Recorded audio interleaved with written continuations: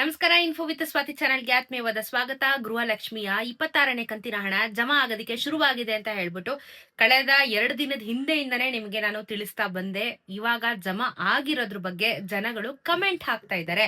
ಯಾವ ಯಾವ ಜಿಲ್ಲೆಗೆ ಬಂದಿದೆ ಅಂತ ಹೇಳ್ಬಿಟ್ಟು ನೀವುಗಳೇ ಕಮೆಂಟ್ ಅಲ್ಲಿ ತಿಳಿಸಿದೀರಾ. ಅದಕ್ಕೆ ಪ್ರತಿ ಸತಿ ನಾನು ಹೇಳೋದು, ದಯವಿಟ್ಟು ಕಮೆಂಟ್ ಸೆಷನ್ ಓದಿ ಕಮೆಂಟ್ಸ್ ಗಳನ್ನ ಹಾಕಿ ಅಂತ ಹೇಳ್ಬಿಟ್ಟು. ಬಿಕಾಸ್ ನೀವು ಹಾಕೋ ಕಮೆಂಟ್ ಗಳಿಂದ ಜನಕ್ಕೆ ನಂಬಿಕೆ ಬರುತ್ತೆ. ಅಂಡ್ ಹೌದು ಬರ್ತಾ ಇದೆಯಪ್ಪ, ಜಮಾ ಆಗ್ತಾ ಇದೆ ಅಂತ ಹೇಳಿ ಬೇರೆಯವ್ರಿಗೂ ಸಮೇತ ಅದರಿಂದ ಒಂದು ಭರವಸೆ ಕೂಡ ಬರುತ್ತೆ. ಸೊ 26ನೇ ಕಂತಿನ ಹಣ ರಿಸೀವ್ ಆಗಿದೆ ಅಂತ ಹೇಳ್ಬಿಟ್ಟು ಕಮೆಂಟ್ ಹಾಕ್ತಾ ಇದ್ದೀರಾ.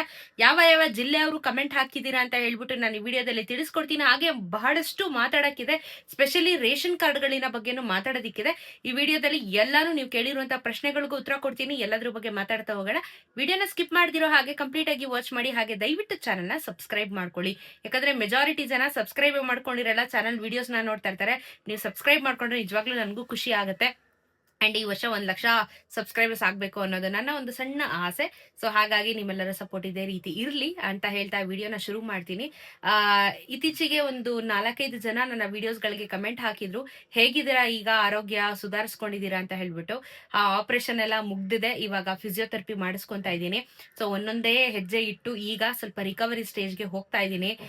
ಕಳೆದ ಒಂದು 4-5 ತಿಂಗಳಿಂದ ನನ್ನ ದೊಡ್ಡ ಒಂದು ಬೈಕ್ ಆಕ್ಸಿಡೆಂಟ್ ಆದ್ಮೇಲೆ 5 ಆಪರೇಷನ್ಗಳಾಯ್ತು. ಇದೆಲ್ಲ ಆದ್ಮೇಲೆ ಬಹಳ ದೊಡ್ಡ ನೋವನ್ನ ಅನುಭವಿಸ್ತೆ ನಾನು. ಸೊ ಇವಾಗ ಗ್ರಾಜುವಲಿ ಮತ್ತೆ ವಾಪಸ್ಸು ಬರ್ತಾ ಇದ್ದೀನಿ, ಹುಷಾರಾಗ್ತಾ ಇದ್ದೀನಿ. ಎಲ್ಲಾನು ಕ್ರಮೇಣವಾಗಿ ಕಮ್ಮಿ ಆಗ್ತಾ ಇದೆ ನೋವೆಲ್ಲಾನು. So coming back stronger. ನನ್ನ ಡೈಲಿ ವ್ಲಾಗ್ಸ್ ನೋಡ್ಬೇಕು ಅಂತ ಇದ್ರೆ ಆರ್ತಿ ಕನ್ನಡ ವ್ಲಾಗ್ಸ್ ಅಂತ ಇರುತ್ತೆ. ಅಲ್ಲಿ ನನ್ನ ಕಂಪ್ಲೀಟ್ ಫ್ಯಾಮಿಲಿ ವಿಡಿಯೋಸ್ಗಳು ಬರ್ತಾ ಇರುತ್ತೆ. ಇದಾದ್ರೆ ಕೆಲವೊಂದಷ್ಟು ವಿಚಾರಗಳನ್ನ ಮಾತಾಡ್ಬಿಟ್ಟು ಹೊಟ್ಟೋಗ್ಬಿಡ್ತೀವಿ. ಬಟ್ ಅಲ್ಲಿ ಇಡೀ ನನ್ನ ಒಂದು ಜರ್ನಿ ಆಗಿರ್ಬೋದು, ಅಥವಾ ನಮ್ಮ ಡೈಲಿ ಲೈಫ್ ಸ್ಟೈಲ್ ವ್ಲಾಗ್ಸ್ ಆಗಿರ್ಬೋದು, ನಮ್ಮ ಬೆಕ್ಕುಗಳ ಬಗ್ಗೆ ಆಗಿರ್ಬೋದು, ತುಂಬಾ ವಿಡಿಯೋಸ್ಗಳನ್ನ ಮಾಡ್ತಾ ಇರ್ತೀವಿ. ಅದನ್ನ ಚೆಕ್ ಮಾಡ್ಬೋದು. ಮತ್ತೆ ಟ್ರಾವೆಲ್ ವಿಡಿಯೋಸ್ ಬೇಕಂದ್ರೆ ಸ್ವಾತಿ ಆರ್ ಅಥವಾ ಪಯಣ ವಿತ್ ಸ್ವಾತಿ ಅಂತ ಸರ್ಚ್ ಮಾಡಿದ್ರು ಫೇಸ್ಬುಕ್, ಯೂಟ್ಯೂಬ್, ಇನ್ಸ್ಟಾಗ್ರಾಮ್ ಎಲ್ಲ ಕಡೆನೂ ನಾನು ಸಿಗ್ತೀನಿ. ನಮ್ಗೆ ಫಾಲೋ ಮಾಡ್ಕೊಂಡು ಚಾನಲ್ ನ ಸಬ್ಸ್ಕ್ರೈಬ್ ಮಾಡ್ಕೊಂಡು ಸಪೋರ್ಟ್ ಮಾಡ್ತಾ ಇರಿ. ಅಂಡ್ ಅಫ್ಕೋರ್ಸ್ ಇನ್ಫೋ ವಿತ್ ಸ್ವಾತಿನ ಸಬ್ಸ್ಕ್ರೈಬ್ ಮಾಡ್ಕೊಳ್ಳಿ. ಸೊ ಓಕೆನಾ, ಥ್ಯಾಂಕ್ ಯು ನಿಮ್ಮೆಲ್ಲರ ಒಂದು ಪ್ರೀತಿಗೆ, ಹಾರೈಕೆಗೆ. ನಾನು ಹುಷಾರಾಗ್ತಾ ಇದ್ದೀನಿ ಅಂಡ್ ಇನ್ನೂ ಬೇಗ ಹುಷಾರಾಗ್ತೀನಿ. ಸೊ ಮ್ಯಾಟರಿಗೆ ಬರೋಣ.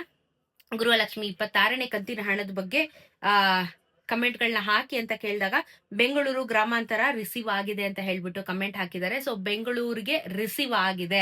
ನಾನು ಲಾಸ್ಟ್ ಟೈಮ್ ಹೇಳಿದೆ ನಿಮ್ಗೆ 5 ಜಿಲ್ಲೆಗಳನ್ನ ಮೆನ್ಷನ್ ಮಾಡಿದ್ದಾರೆ. ಬೆಂಗಳೂರು, ಉತ್ತರ ಕರ್ನಾಟಕ ಸೈಡ್, ಗದಗು ಇದೆಲ್ಲ ಮೆನ್ಷನ್ ಮಾಡಿದ್ದಾರೆ ಅಂತ ಹೇಳ್ಬಿಟ್ಟು. ಸೊ 5 ಜಿಲ್ಲೆಗಳಲ್ಲಿ ಬೆಂಗಳೂರು ಕೂಡ ಒಂದಾಗಿತ್ತು, ಅಲ್ಲಿ ರಿಸೀವ್ ಆಗಿದೆ ನೋಡಿ. ಗ್ರಾಮಾಂತರ ಮತ್ತೆ ಜಿಲ್ಲೆ ಎಲ್ಲ, ಗ್ರಾಮಾಂತರ ಏನು ಅರ್ಬನ್ ರೂರಲ್ ಏನಿದೆ ಎರಡಕ್ಕೂ ಲಿಸ್ಟ್ ಅಲ್ಲಿ ಇತ್ತು. ಸೊ ಗ್ರಾಮಾಂತರ ಬೆಂಗಳೂರಿಗೆ ರಿಸೀವ್ ಆಗಿದೆ 26ನೇ ಕಂತಿನ ಹಣ.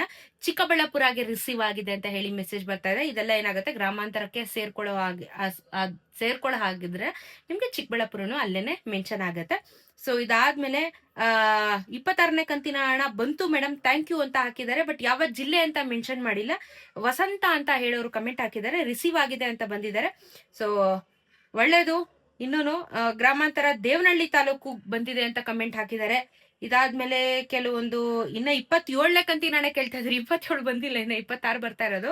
ಸೊ ನೋಡಿ, ಬಹುಶೇಕಡ ನನ್ಗೆ ಬೆಂಗಳೂರು, ದೇವನಹಳ್ಳಿ, ಆಮೇಲೆ ನಿಮ್ಗೆ ಚಿಕ್ಕಬಳ್ಳಾಪುರ, ಮತ್ತೆ ಇನ್ನೊಬ್ರು ಯಾರು ಹಾಕಿದ್ದಾರೆ. ಬಟ್ ಯಾವ ತಾಲೂಕು ಅಂತ ಮೆನ್ಷನ್ ಮಾಡ್ಲಿಲ್ಲ. ಬಹುಶಃ ನೀವು ವಿಡಿಯೋ ನೋಡಿದಾಗ ಏನಾದ್ರು ಯಾವ ತಾಲೂಕು ನಿಮ್ದು ಅಂತ ಹೇಳಿ ವಸಂತ GC9X ನಿಮ್ಮ ಒಂದು ಹ್ಯಾಂಡಲ್, ದಯವಿಟ್ಟು ಯಾವ ತಾಲೂಕು ಅಂತ ಹೇಳಿ ಮೆನ್ಷನ್ ಮಾಡಿ. ಅವಾಗ ಯಾವ ಜಿಲ್ಲೆಗೆ ಸ್ಪ್ರೆಡ್ ಆಗ್ತಾ ಇದೆ, ಬರ್ತಾ ಇದೆ ಅಂತ ಹೇಳಿ ಎಲ್ಲರಿಗೂ ಗೊತ್ತಾಗುತ್ತೆ.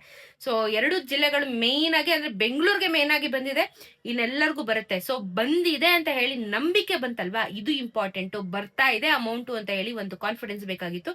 ಸೊ 26ನೇ ಕಂತಿನ ಹಣ ಹಂತ-ಹಂತವಾಗಿ ಎಲ್ಲರಿಗೂ ಜಮಾ ಆಗೋದಕ್ಕೆ ಶುರುವಾಗುತ್ತೆ. ಟೆನ್ಷನ್ ಮಾಡ್ಕೋಬೇಡಿ, ಓಕೆನಾ.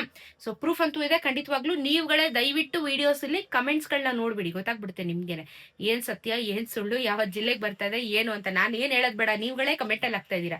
ಸೊ ಚೆಕ್ ಮಾಡಿ ಕಮೆಂಟ್ ನ. ಅವಾಗ ಯಾವ ಜಿಲ್ಲೆ ಅಂತ ಹೇಳಿದ್ರೆ ಬೇಕಾದ್ರೆ ವಾಪಸ್ ಅವ್ರಿಗೆ ಕಮೆಂಟ್ ಹಾಕಿ ಅವ್ರು ನಿಮ್ಗೆ ರೆಸ್ಪಾನ್ಸ್ ಮಾಡ್ತಾರೆ, ಯಾವ ಜಿಲ್ಲೆ ಯಾವತ್ ಬಂತು ಅಂತ ಹೇಳ್ಬಿಟ್ಟು. ಸೊ ದಯವಿಟ್ಟು ಕಮೆಂಟ್ ಸೆಷನ್ ನೋಡೋದನ್ನ ಮರಿಬೇಡಿ. ಅಂಡ್ ಇವತ್ತು ನನಗೆ ಕೆಲವೊಂದಷ್ಟು ರೇಷನ್ ಕಾರ್ಡಿನ ಬಗ್ಗೆ ಕೆಲವೊಂದಷ್ಟು ಪ್ರಶ್ನೆಗಳನ್ನ ಕೇಳಿದ್ದಾರೆ. ಸೊ ಅದ್ರ ಬಗ್ಗೆ ಉತ್ತರ ಕೊಡೋಣ. ಮೇಡಮ್, ನಮ್ ರೇಷನ್ ಕಾರ್ಡು ಜನವರಿ 16ಕ್ಕೆ ಅಪ್ರೂವ್ ಆಗಿದೆ. ರೇಷನ್ ಅಲಾಟ್ಮೆಂಟ್ ಯಾವಾಗ ಆಗುತ್ತೆ ರಿಪ್ಲೈ ಮಾಡಿ.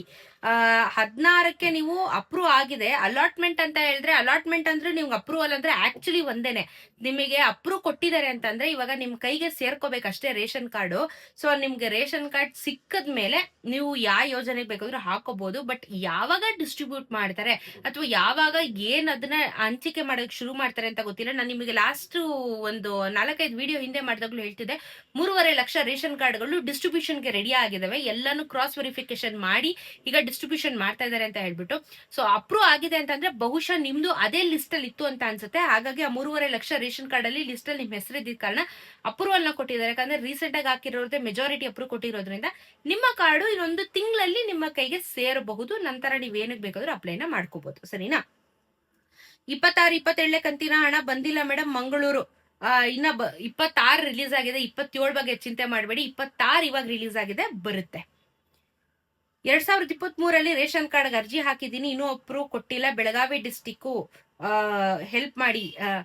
ಅಪ್ರೂವ್ ಕೊಟ್ಟಿಲ್ಲ ಅಂತಂದ್ರೆ ನಾವು ಏನು ಹೆಲ್ಪ್ ಮಾಡಕ್ಕಾಗಲ್ಲ, ಬಿಕಾಸ್ ಇದೆಲ್ಲ ಗೌರ್ಮೆಂಟ್ ಮಾಡ್ತಾ ಇರೋದು. ಸೊ ಅಪ್ರೂವಲ್ ಕೊಡ್ತಾರೆ. ಯಾಕಂದ್ರೆ ರೀಸೆಂಟ್ ಆಗಿ ಅಪ್ಲೈ ಮಾಡಿರೋರು ಮತ್ತೆ ಕ್ರಾಸ್ ವೆರಿಫಿಕೇಶನ್ ಮಾಡಿ ಆ ರೇಷನ್ ಕಾರ್ಡ್ಗಳನ್ನ ಚೆಕ್ ಮಾಡಿ ಈಗ ಡಿಸ್ಟ್ರಿಬ್ಯೂಷನ್ ಮಾಡ್ತಾ ಇದಾರೆ. 23 ನೀವು ಅರ್ಜಿ ಸಲ್ಲಿಸಿದ್ರೆ ಯಾವ ಯಾವ ಬ್ಯಾಚ್ ಇವಾಗ ಸದ್ಯದ ಮಟ್ಟದಲ್ಲಿ ಅಪ್ರೂವ್ ಕೊಟ್ಟು ಡಿಸ್ಟ್ರಿಬ್ಯೂಟ್ ಮಾಡಿದ್ದಾರೆ ಅಂತ ಹೇಳಿ ಯಾವ ವರ್ಷದ್ದು ಅಂತ ಹೇಳ್ಬಿಟ್ಟು ಕಾರ್ಡ್ ನ ಮೆನ್ಷನ್ ಮಾಡಿಲ್ಲ ಆಕ್ಚುಲ್ ಆಗಿ ಹೇಳ್ಬೇಕಂದ್ರೆ. ಸೊ 23ನೇ ಕಂತಿನ ಹಣದ ಅಂದ್ರೆ ಸಾರಿ 2023 ನೀವು ಕಾರ್ಡ್ ಹಾಕಿದ್ರೆ ಯಾವಾಗ ಅಪ್ರೂವಲ್ ಕೊಡ್ಬೋದು ಅಂತ ಐಡಿಯಾ ಇಲ್ಲ.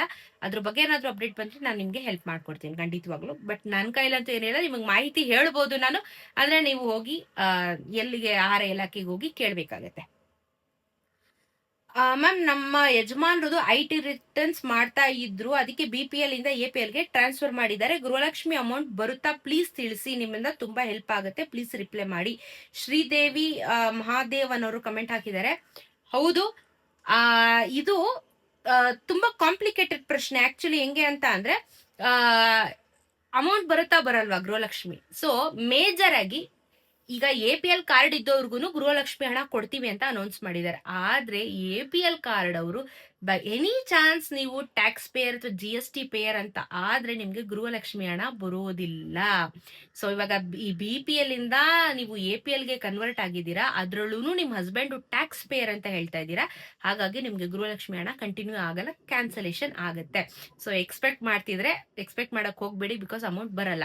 ಯಾಕಂದ್ರೆ APL ಕಾರ್ಡ್ ಹೋಲ್ಡರ್ಸ್ ಗಳಿಗೆ ಒಂದೇ ಒಂದು ಕಂಡೀಷನ್ ಹಾಕಿದ್ರು, ನೀವು ಟ್ಯಾಕ್ಸ್ ಪೇಯರ್ ಆಗಿರಬಾರ್ದು. ಆಗಿಲ್ಲ ಅಂತಂದ್ರೆ ನಾವು ಗೃಹಲಕ್ಷ್ಮಿ ಹಣನ ಕೊಡೋದಕ್ಕೆ ನಾವು ರೆಡಿ ಇದೀವಿ ಅಂತ ಹೇಳಿದ್ರು. ಸೊ ಇಲ್ಲಿ ನೀವು ಟ್ಯಾಕ್ಸ್ ಪೇಯರ್ ಆಗಿರೋ ಕಾರಣ ನಿಮ್ಗೆ ಹಣ ಬರೋದಿಲ್ಲ, ಬೇಜಾರ್ ಮಾಡ್ಕೋಬೇಡಿ. Tax payers specially APL card ಇದ್ದವ್ರಿಗೆ ಗೃಹಲಕ್ಷ್ಮಿ ಹಣ ಬರಲ್ಲ.